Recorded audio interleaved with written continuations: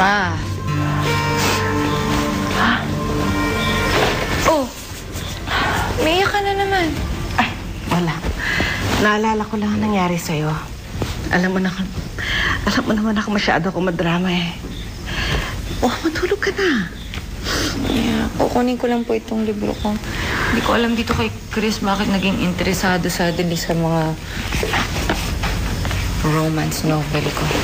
Iho, halika na. Tulog ka na. Halika na sa kwarto. Tulog ka na rin, ha? Ay, ma.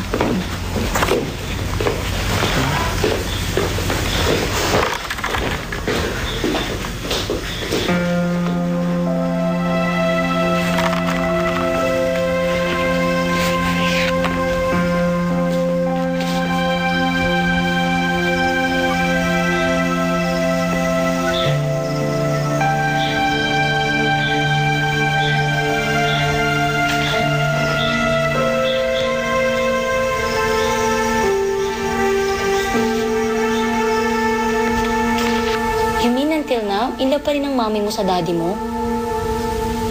Oo. Ay, kawawa naman pala si Tita Maita. Tapos dito pa tayo napilitang tumira. Kaya nga ayain ko na umuwi yan bukas eh. Ba't ganun, Bea? May mga taong walang pakialam kung makasira sila ng pamilya, ng mag-asawa. Bakit? Galit ka ba sa Tita Vicky mo? Vicky, my mom. Siyempre sa mami ko ako kakampi.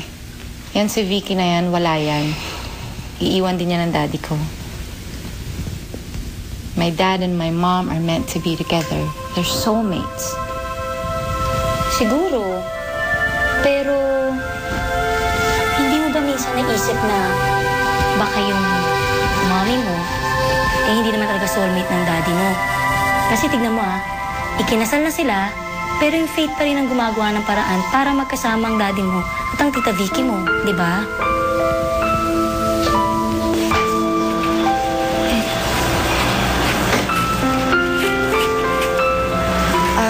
Angeline, pwede ba kitang makausap sandali? Ibibigay ko sana sa'yo ito, mga jar. Yung dalawa to binili ko eh.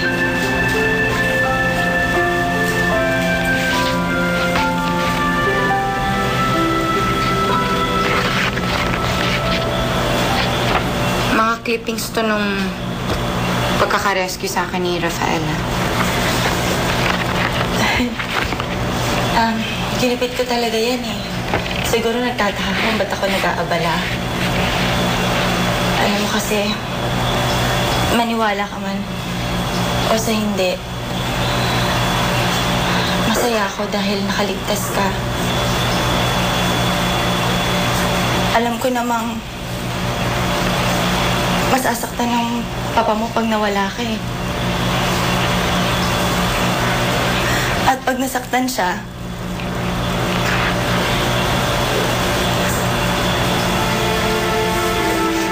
masasaktan din ako. Tuloy ka na.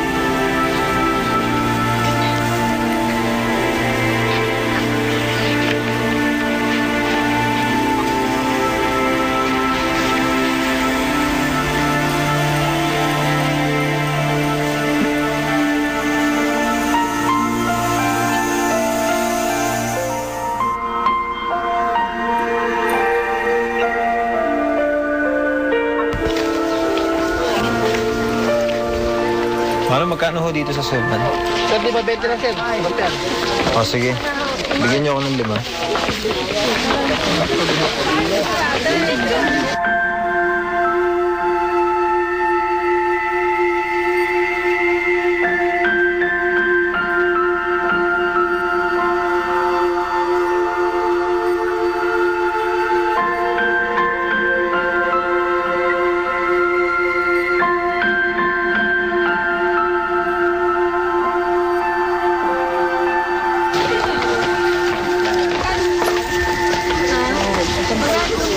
Inay,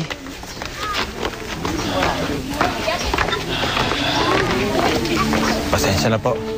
Akala ko kakilala ko eh.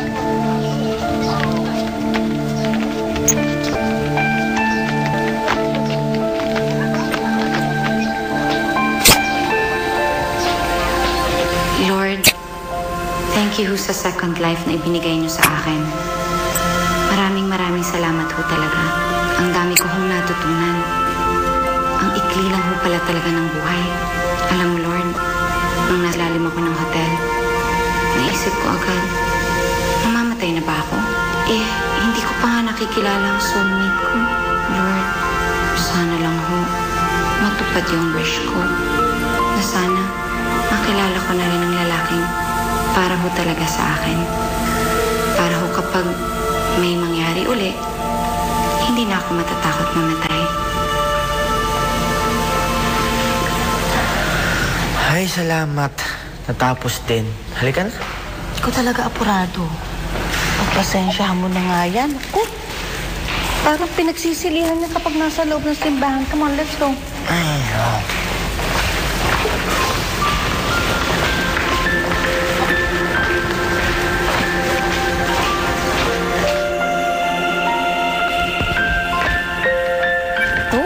Ang harot-harot. Ay, halika dito. Ikaw, basta nakapalda. Lilingon puro babae na atupag.